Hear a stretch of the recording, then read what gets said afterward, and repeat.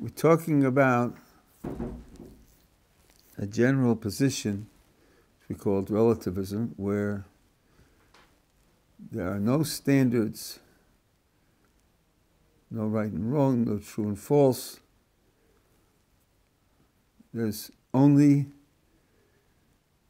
your truth, his truth, her truth, their truth. There are no facts.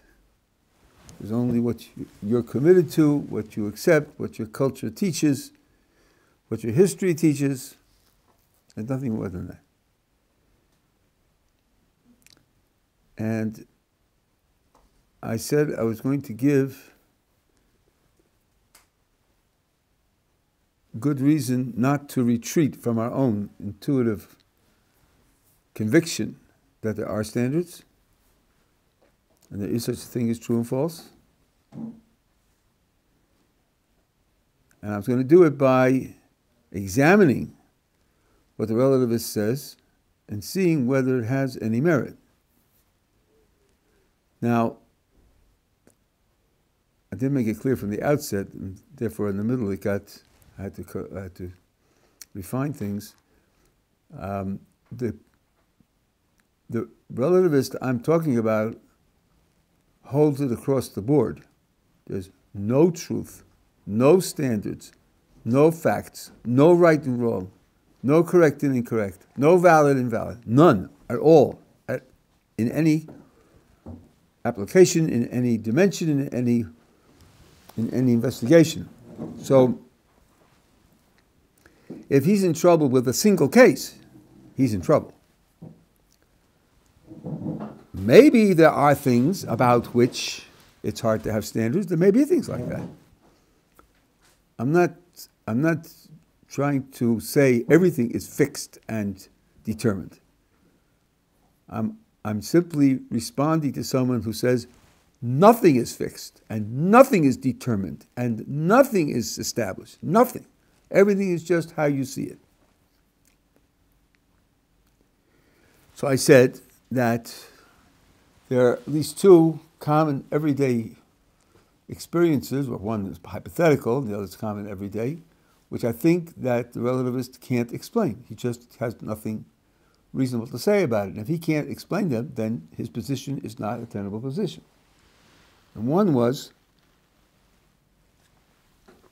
taking two people who have different cultural traditions and different commitments about the shape of the earth, and taking them on a hike and asking the relativist to predict what will happen to them. And it seemed like he had only two alternatives. Either he'll say, this one will go around and this one will fall off the edge, because that's what their traditions tell them, that's what their commitments tell them, which is crazy. And if he says they'll both come around and come back to where they started from, then he's choosing one cultural position over another cultural position and saying the one predicts what happens to both of them. Why is he doing that? He's the one who says that culture is just all you have. And the different cultures have different positions, then there's nothing more than that. Why is he using the one cultural position to predict what will happen to the other person? So I think that puts him in a position where he just can't face the facts. There's nothing he can say about this obvious case. That was one. And the other was changing your mind, where sometimes when you change your mind, you do so because you think that what you used to believe was somehow problematic, inappropriate, not beneficial, and now that you've changed your mind, you're in a better position, not just because you'll get more likes on your Facebook account, but because somehow what you now think is better than what you thought before, because it's more in tune with what's going on in the world. And that sounds like there is a standard. There's a standard of what's going on in the world, and you want what you think to be in tune with that. And I don't think that the relativist can say anything helpful about those two cases, in which case I think he doesn't have a position to present. And I shouldn't, on the basis of his complaints, abandon my commitment to my standards. So that was one type of argument with two examples. And the second was the idea of taking the relativist position as a as a proposition, and then applying the proposition to itself to see what results you get. And I pointed out that when you do that, you often get surprising results, and results which are quite troublesome, that because of the results, you feel differently about what you were saying before. And the example that I gave was, all rules have exceptions, and you can hear where the person's coming from. People make mistakes, nobody's perfect, and life is very complicated, the world's a big place, and has lots of unknowns in it, and whatever rule you pick, whatever general idea you have, there are going to be places where it fails. So when he talks like that, you may even feel sympathetic. Then you ask, all rules have exceptions. Those 4 words state a rule, don't they? Isn't that also a rule that all rules have exceptions? So then if I trust you, if I really take you seriously, then even that rule should have exceptions. There should be an exception to all rules have exceptions. And an exception to all rules have exceptions would be a rule that doesn't have exceptions. So if I take you seriously that all rules have exceptions, then I have to take you seriously that some rules don't have exceptions, which means that you're contradicting yourself. And then I think you've lost your position of authority. If all you can tell me is, it is raining and it isn't raining, then at that point you put yourself out of the discussion. So that's an example of how something should apply to itself, and to check whether it can be sustained when it's applied to itself. So now we wanted to try that with respect to this relativist who says, let's put it this way, there are no truths. So I want to know, what about what you just said? How do you feel about that? Are you telling me that even your statement, there are no truths, isn't true?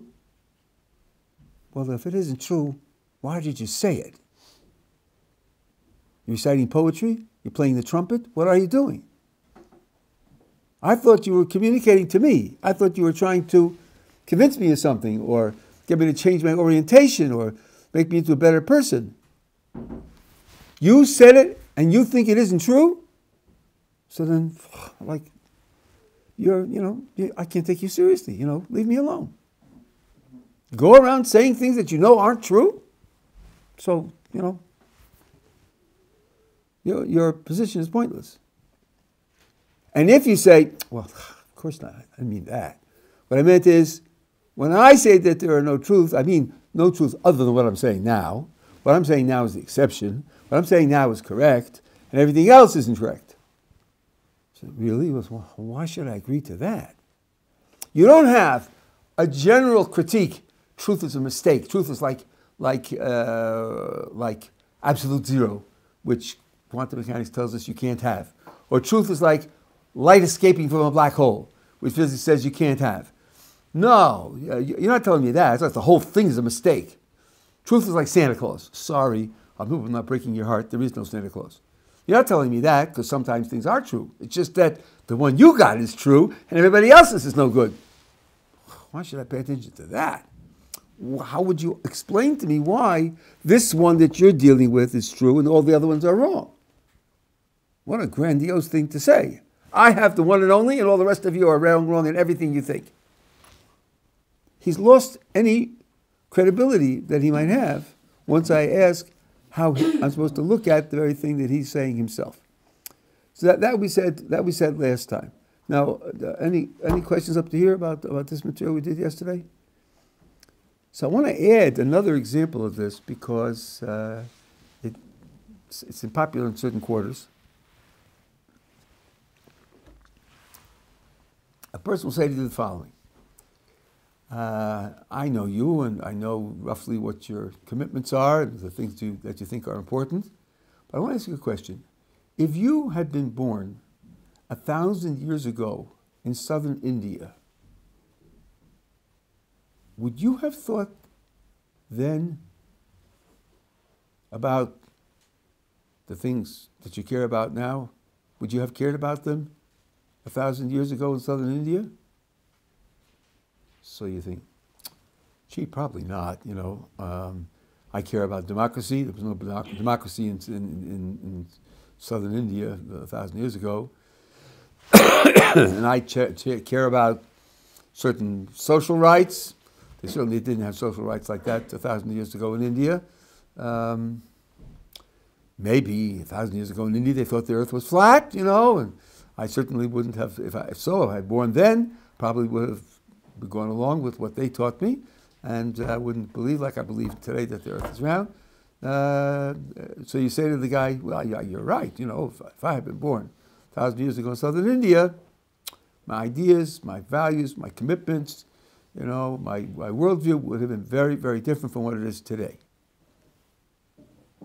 Okay, so then he says, so you see that what you think and what you believe and what you care about and what you're committed to is just a product of your culture. If you had been born 1,000 years ago in southern India, you would have had the beliefs and the commitments of that culture. And you're born in a contemporary situation in a different culture. But they had their culture with their commitments, and you have your culture with your commitments. And that's all there is. There's just a culture with commitments. And that means that you can't take any of it seriously as if it were valid, objective, universal, absolute, correct in some absolute sense. It's just cultures with their presumptions and their preferences. That's all it is. So this now becomes another type of relativistic argument. Now, well, just to keep the thread, I'll come back to this in a minute to it in detail. So let's keep the thread. Let's try applying it to itself. Let's think carefully about what this guy's saying, and then see whether he can pass his own test. Here's what he's saying to us. You have, right now, and here and now, you have certain commitments, certain things you think of as very important, things that are real, things that matter. Well, I'd like you to reconsider whether they are real and they matter and they're important. Reflect that if you had been born 1,000 years ago in southern India, these things that matter to you now wouldn't have mattered to you then, right? Your whole culture, belief system, and values and commitments would have been very different. So I think, yeah, that's true. I guess so. But born that culture, culture doesn't share the kinds of things we are committed to now. So he says, you see that your commitments are just a product of your culture. Yeah, well, I guess so. Does sound like it. And since they had their culture with their commitments, and you have your culture with your commitments, that's all there is. There's just cultures with commitments. And since that's all there is, there's nothing behind thinking that what I'm committed to now and what I believe now is somehow the story, the truth, the right, the factual, and others aren't, because they're just cultures with their commitments. And just like if they had their culture with their commitment, you have your culture with your commitment. So the message he's giving me is, if you're committed to X and you know that if you're born at another time and place you wouldn't be committed to X, stop being committed to X. That's the message. Because your commitment to X is your culture, and their culture wouldn't have had that commitment. All you have is cultures and their commitments. So if you're committed to X, and you agree that if you've been born elsewhere and elsewhen, you wouldn't have been committed to X, stop being committed to X. That's the message. Okay? Now, call that the other birth test. It's the other birth test. You're committed to X. Try the other birth test and see whether you would have been committed to with a different birth, and if not, give it up. Call that the other birth test. Now I want to try using the other birth test on the other birth test. Let's think. Imagine you were born 1,000 years ago in southern India. And people are talking about various commitments and various ideas and various propositions. And you said to them, 1,000 years ago in southern India, you said to them, listen, if you had been born 1,000 years ago, that's 2,000 years from now, 1,000 years ago in China, would you have believed that? And the guy in India says, no, I guess if I had been born in China 1,000 years ago, I wouldn't have believed that. Well then, you should give it up now. Would that go? Would he agree? Would he say, oh, thanks for pointing that out. Wow, what a nice insight. No, I give up. No, he would say the Chinese were dumb and primitive and wrong and I'm right. Period. Thank you. Have a nice day. He wouldn't be convinced by an argument like that. He wouldn't have given it the time of day. So if that's the case, then the other birth test fails its own test. Because if you had been born 1,000 years ago in southern India, you wouldn't have trusted the other birth test either. You wouldn't have allowed that test to apply. You wouldn't have drawn the conclusion from that test. You'd have dismissed that test as ridiculous. So according to its own standards, you shouldn't take the other birth test seriously. Because had you been born elsewhere and elsewhere, you wouldn't have accepted the other birth test. So you shouldn't accept it today either. So here's another example of where a principle can't survive its own test. It can't survive being tested on its own grounds.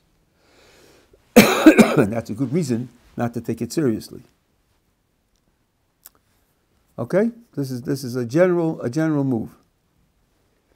Now, having said that, to illustrate the idea of applying a principle to itself, let's think about this particular case as a move for the relativist. We didn't do this yesterday, but let's think about it in a little detail. Is this really reasonable? First of all, let's think of a feminist.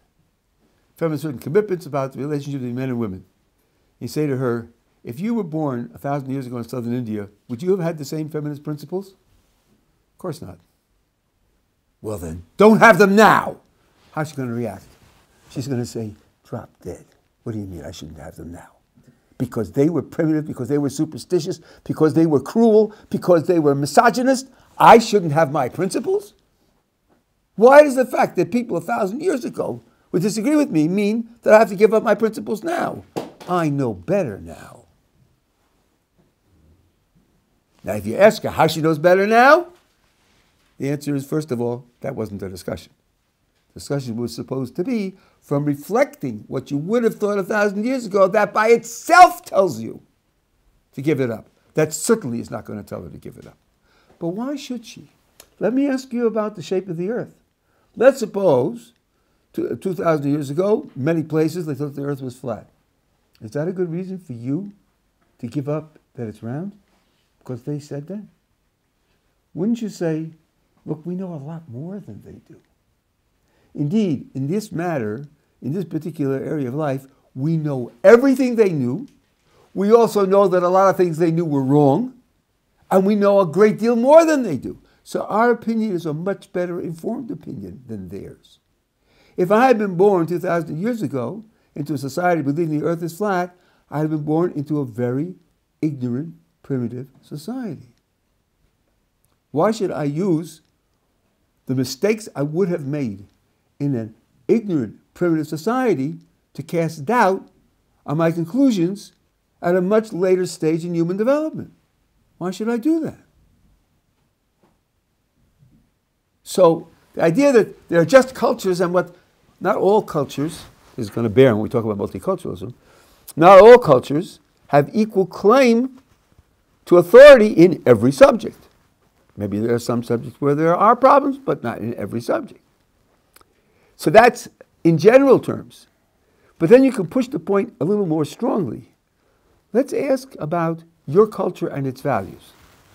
The picture of the critic here is that each culture is like, you decided to play chess, you decided to play polo, and you've decided to play badminton, and you just do different things.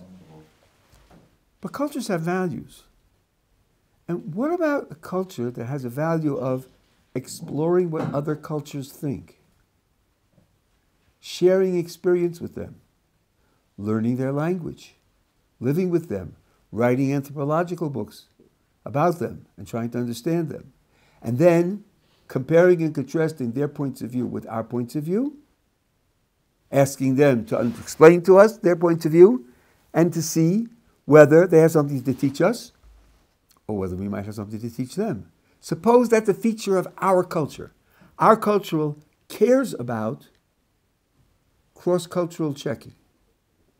And let's suppose the other one, 1,000 years ago in southern India, didn't care about cross-cultural checking.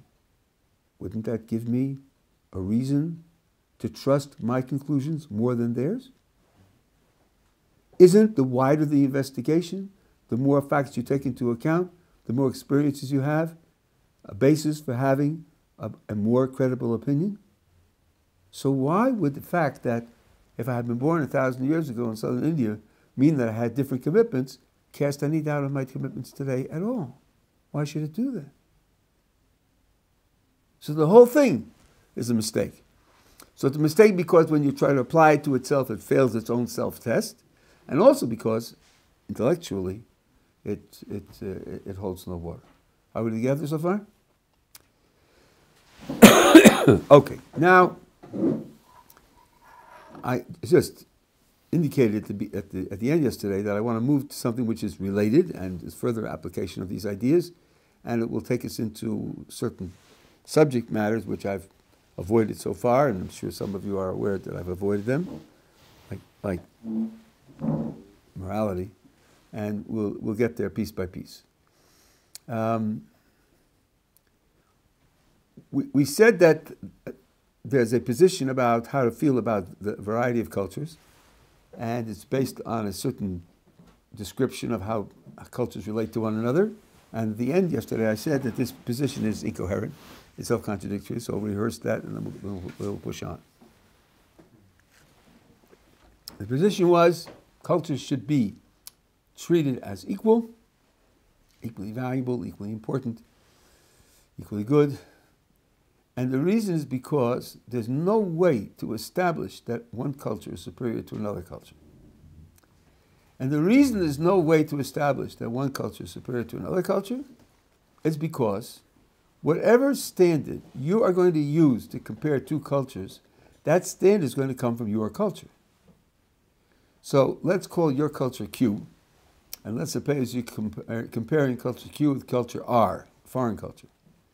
If you're going to try to decide whose culture is superior, yours, Q, or the other one, R, you're going to use a standard from Q, which is your culture, and then you're going to apply your standard to your culture, and then you're going to apply your standard to the other culture, and you're going to look at the results.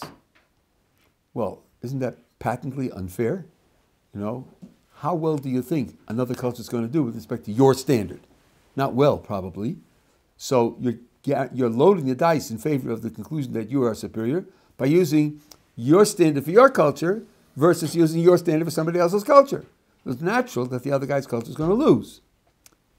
And even if you weren't comparing your culture with another, but two other cultures, R and S, still you'd be using a standard from your culture to evaluate R, and instead of from your culture to evaluate S, and whatever conclusion you came to, it would be based on the fact that you chose a standard foreign to the culture you're examining.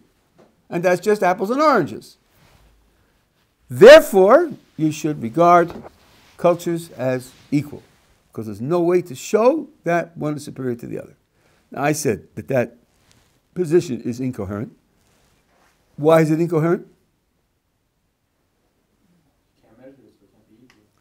The judgment that two things are equal is a comparison. And if you're in a situation which you have described where it's impossible to compare them, then you can't say they're equal either. The right term is incommensurable, means they cannot be measured against one another. And in which case, there's no reason to enforce treating them the same. On the contrary, why shouldn't I promote the one that I like and work to detract the one that I don't like? No one would tell me that since there's no, or you, that since there's no standard by which you could judge that vanilla ice cream is superior to pistachio ice cream, that you should support them equally. Why should you do that? If you like vanilla and you don't like pistachio, buy vanilla and don't buy pistachio. So you don't get the politically correct conclusion that all cultures are equal. What you get is no comparisons can be made, equal or unequal. And it leaves you free to do what you please about them. But now, let's take this proposition and try to work it out. And as I said at the end yesterday, if you have a highfalutin philosophical idea, try to apply it to simple cases, which are, you have a lot of confidence you understand them, and then see what happens to your principle. So here's my first example. I'm in the South Sea Islands. And on this island, here's what they do. The population is expanding. When you need a new home, everybody gets together and builds the house together. 4 walls, a roof, and doors, and windows. And then they pave the floor. And here's how they pave the floor. They have a quarry where they have set up paving stones. The paving stones are 1 foot square. And what they do is this. They send down a bunch of people to bring up stones. And they bring up a lot of stones. And they start putting it on the floor. And if there aren't enough stones to pave the floor, then they send more people down to get more stones. And if there are too many stones, then they take the extra stones and put them back in the quarry. That's what they do. So I watched this a few times. I've measured the stones. And the new house is going up, and the walls are up. When nobody's looking, I take my tape measure, and I see that the house is a rectangle, 8 feet by 10 feet. 8 feet by 10 feet. Now it's time to get the paving stones. So I say, guys, I have a trick. I have a trick to show you. I count in my mind 40 guys. And I say, listen, each of you go down and come back with 1 stone in each hand. Trust me. Do it that way.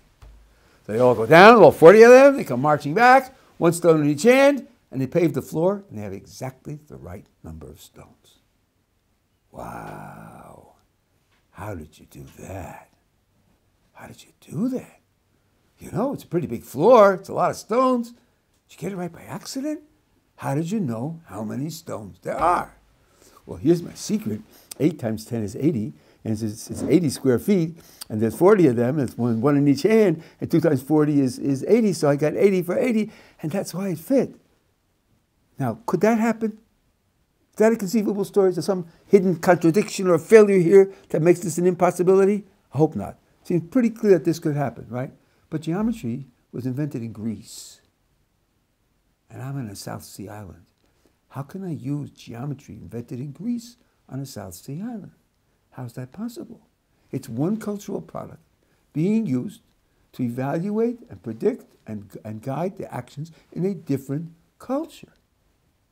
And somehow we expect it to work, don't we? So maybe we should think a little bit more about this. That the products of one culture can't be used to somehow evaluate, describe, predict, guide what goes on in a different culture. Okay, I'm in the South Sea Islands, and I happen to be a surgeon, and I happen to have taken along a small portable X-ray machine, and one of the natives doubles over in considerable pain, clutching his left lower abdomen. And I say, I think I know what that is. I take an X-ray. He has an inflamed appendix. Just what I thought. And I have my surgical kit with my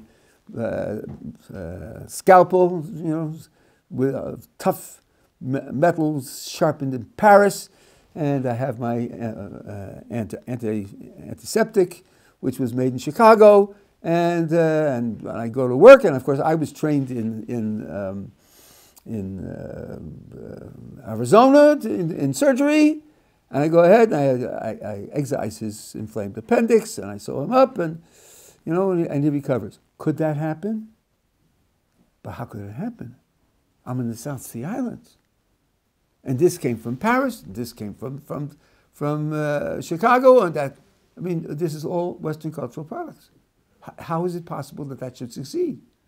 How can these cultural products of this culture be used in that culture. And yet, somehow, it does succeed, doesn't it? Okay, now I hear the voices of Western prejudice. So how about this? People in the West, some of them suffer from hypertension or certain types of emotional disorders, and there are people who are traveling from India, and this was, let's say, in the 60s, which has really happened, and they say, listen, you have a big population, and maybe nothing works for everybody, but we have a technique that works for a lot of people. Why don't you try it? It's called meditation. So a lot of people think it's stupid, and they think it's funny, and they have prejudice against brown skins. But some people try it, and actually it helps. It actually helps. Their pains go away, their worries go away, they're much more collected, they stop taking medication. Some of them. Could that happen? Did happen, thank you. To this day, there are meditative schools all over the United States. Okay, maybe it's only 5% of the population, but 5% of 360 million people is a lot of people. And a lot of people are being helped by it. How is that possible if this is a cultural product from the Far East? How is that possible? So there's gotta be something wrong here. There's gotta be something, something wrong with the principle that a cultural product, a cultural standard, a cultural principle, a cultural discipline can't work in another culture. That's simply not true. The modern industrial revolution was based in part on division of labor. All over the world, for thousands of years, you had subsistence economies, where to a great extent, each person or each family provided for all its needs. Wide-scale, specialized division of labor was something that developed gradually, and it was used selectively, geographically, and made for a gigantic revolution, because the more you do one thing, the better you get at doing that one thing. And if you have to plant crops and raise your food, and also sew your clothes, and also build your houses, and make your weapons, and treat your illnesses, and so forth and so on, you're not going to be very good at any of those things. And that spread from country to country, from culture to culture, to adopt division of labor, and created a gigantic amount of wealth and a gigantic amount of expertise. So again, you have a cultural product which is invented in one culture and spread to other cultures and created a tremendous amount of benefit. So this general principle, you can't use the cultural products of one for another culture, just isn't correct. Just isn't correct. Now, there may be limits to it. There may be places where you want to draw the line, but you draw the line, and you tell me why, and you show me why it is that all the examples that I've given work, and why the ones that you think are talking about don't work. Since you know there are some that work, if you think there are some places where it doesn't work, you now owe a reason to think that. Now you're working uphill, because we have a lot of examples where it does work. So the one place where people are very inclined to draw the line is what's called either ethics or morality or values. There they're inclined to say different cultures have, let's say, let's use the word morality. Different cultures have different morality, and there's nothing to apply from one to the other. If you try to apply your morality to another culture, that's just imperialism, that's just forcing your way of life on them, which you have no right to do, and there's no validity to it. There's just a matter of the way in which that culture expresses itself. There's nothing else to be said about it. Okay, that's your position. Now, what reason do you have for that position? Why is it different from all the examples that I gave? So the standard thing is, well, what were you talking about? You were talking about math, and you were talking about medicine, and you were talking about economics, math, and medicine, and to a certain extent economics, are matters of fact about the world which you can establish by investigation and you can demonstrate through observation and through experiment are correct. That's why when one culture discovers something in this area, it's inherently applicable to other cultures because it's about the common world in which we all live. But morality isn't like that. And since morality isn't like that, that's why it doesn't work for morality. Okay, let's see. I think I'm comfortable, at least at the outset, with the first part. Yeah, math and medicine and economics are things that you can learn about from observation, experimentation, and it's about the world in which we all live. It's inherently general to apply to circumstances of life wherever we are. But then you say morality isn't like that. How do you know? Why do you say that morality isn't like that? Why do you think there aren't facts about the world which also determine what's right and wrong, and what's good and bad, and what's just and unjust? So the natural response is, well, you show me what they are. Now we're going to talk about this in detail. It's called shifting the burden of proof. You show me what they are. I'm just going to order it. I'm going to answer it straight away. Why? Why should I? You tell me there aren't such facts. I ask you, why do you think there are no such facts? And you say to me, show me what they are? What's that got to do with it? You say there aren't any. Why do you think there aren't any? Because I can't show you there aren't any? Really? My abilities determine what there is in the world? You really think highly of me, don't you? Anything that I can't do is impossible. You must think I'm God. The fact that I can't show it to you means it doesn't exist? Golly, isn't that a bit soft? Why don't you say, well, no one's shown them to me yet. Maybe so. Maybe nobody's shown them to you yet. But that's not a good reason to think they don't exist. That's a good reason to say you don't know whether they exist or not. It's a great reason to say you're not convinced one way or the other. But to take a position and say they don't exist because you haven't seen them? Boy, oh boy, don't study science. If you study science, you're going to learn about a lot of things you haven't seen. You're going to learn about things you can't even think are reasonable. The fact that you haven't seen it or nobody else has seen it. Do the stars shine? Why do they shine? You haven't got a clue unless you study nuclear fusion. And nobody knew 150 years ago. For thousands of years, no one had a clue why they shine. Did anybody close his eyes and say they don't shine? What they said is, they shine and we don't know why. What's wrong with saying there are rules of what's right and wrong and what's good and evil, and they are correct, and we don't know how to point out to you why they're correct. But they are. We just don't know how to point it out. What have you got to say against that position? I don't think you have anything to say. After all, professional philosophers haven't just given up on ethics on the grounds that no one yet has found a basis. They're looking for a basis. When they find one, if they find one, they'll be famous. They'll really have achieved something very, very important. And achievements like that have taken place in the history of thought. One philosopher put it this way, ethics hasn't had its Newton yet.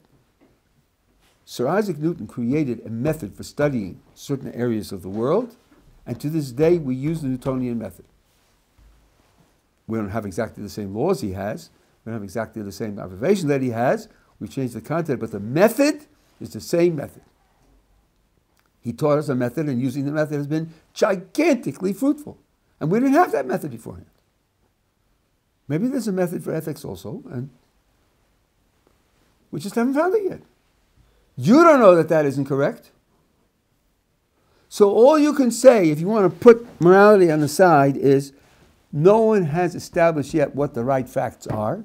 So it's going to be very difficult to determine which things are correct, which things aren't correct, given that cultures vary widely in their moralities. I'm going to challenge that in a little while also. But given that and we don't know what facts are that are supposed to establish it, at the present time, we don't know how to find which ones are correct. That's not the same as saying there is no correctness. That's not the same as saying there are no standards. It's just we can't enforce them because we don't know what they are.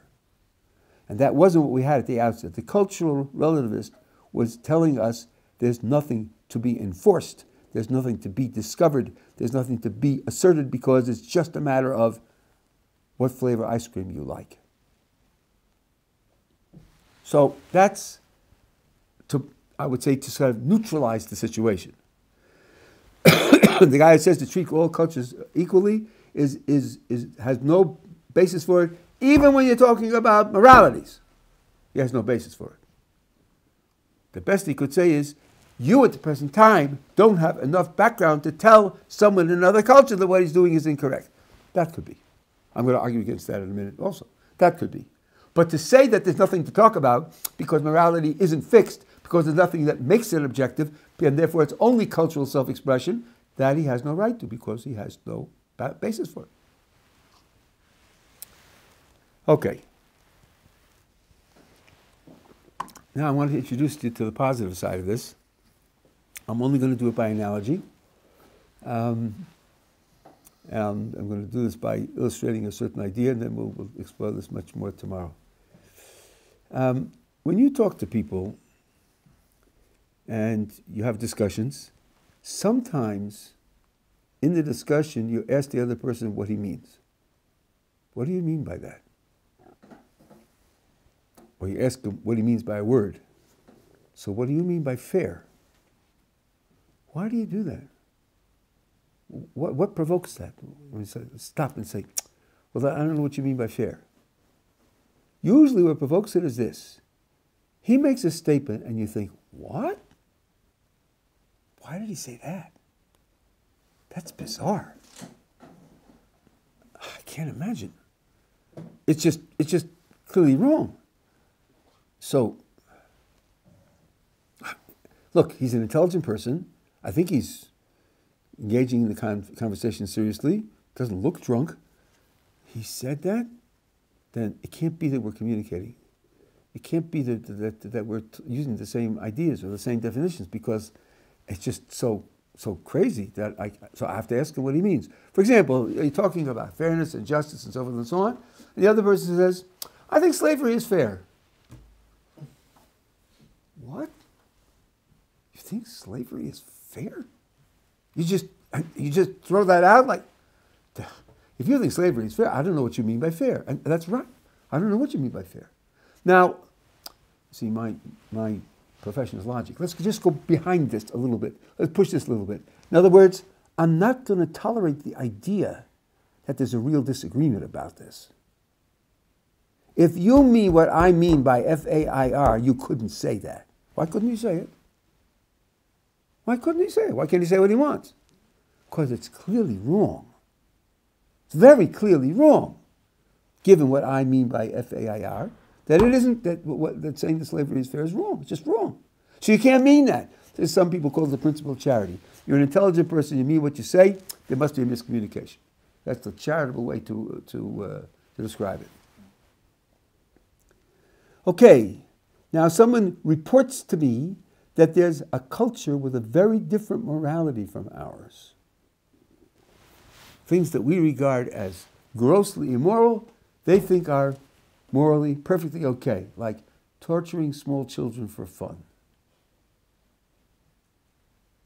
This culture thinks torturing small children for fun is perfectly okay morally.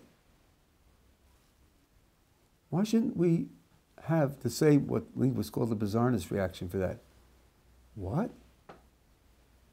They can't think that. Not if they mean by morality, well, I mean by morality. If they're using my concept of morality, then they couldn't mean that because it's just obviously wrong. It's obviously a mistake. So I have to ask, what do they mean by morality? And then I think, wait a minute, what do they mean by morality? They don't speak English. We're doing this in translation. They said gobbly, gobbly, gobbledygook. And somebody said, I have a dictionary of their language, and in my dictionary it says, gobbly, gobbly, gobbledygook, torturing small children for fun is fair, is morally okay. That's what he said. Really? Maybe that isn't what he said. Who says your dictionary's right? If that's what he said, he's making a gross, obvious mistake. Do you think he's so crazy or so unintelligent that he would make such a gross, obvious mistake? No? Then question your translation. Question your dictionary. William Van Orman Quine would hate what I'm doing with this, worked on this a lot because he talked about the problems with translation. There was a French anthropologist, Jewish fellow, Claude Lévi-Strauss, and he claimed to have discovered pre-logical peoples. People who, of course, in translation, using a dictionary, are happy to say, it is raining here and now, and it is not raining here and now. Period. Yeah? So what's the weather, actually, if it is raining here and now, and also not raining here and now? What's the weather? Well, they're pre-logical, and that's the way they think. Yeah, and maybe your dictionary's wrong. If your dictionary says they're that crazy, and they seem to manage, they have a commerce with one another, they fight wars with other people, they protect their children, they're behaving in functional ways, then maybe your dictionary isn't portraying them correctly. The moral from these observations is we don't tolerate certain types of disagreements. That's not because we're intolerant, like some people who wave flags. No, it's just that it's not credible to think that someone would make such an obvious mistake. I'll give you another example. You're talking to someone in English, let's say, and in the middle of the conversation he says, and by the way, I believe there are no tables. What? You believe there are what? I believe there are no tables. So when I'm sort of lost for words, he says, I understand. You have a hypothesis that there are tables. You have a theory. You have a theory about the world that I disagree with your theory. Your theory is that there are tables, and my theory is that there aren't tables. We just disagree about this theory. Man, I don't have a theory about tables. You're sitting at one. I'm not guessing about this. I'm not talking about the probability. You're sitting at one. No, there are no tables. Well, at that point, either you decide to discontinue the conversation, or you think, tables in his vocabulary doesn't mean what it means in my vocabulary. But one thing you're not going to say is, well, it's just a matter of opinion. I have my opinion about tables and his opinion about tables. And his opinion about tables is just as valid as mine, because different people have different opinions about tables. That you're not going to say. There's a limit to the types of disagreements that are credible. And that limit sets a limit to the kinds of judgments you have to take seriously. You don't have to take seriously the judgment that there are no tables. And I think, similarly, you don't have to take seriously the judgment that it's morally permissible to torture small children for fun. You don't have to take it seriously. If somebody tells you that he's got a culture that believes that, you don't have to accept his description. You can dismiss his description as a mistake. And that sets limits to what could count as an alternative morality. That's where I'm going with this argument. We'll pick it up again tomorrow.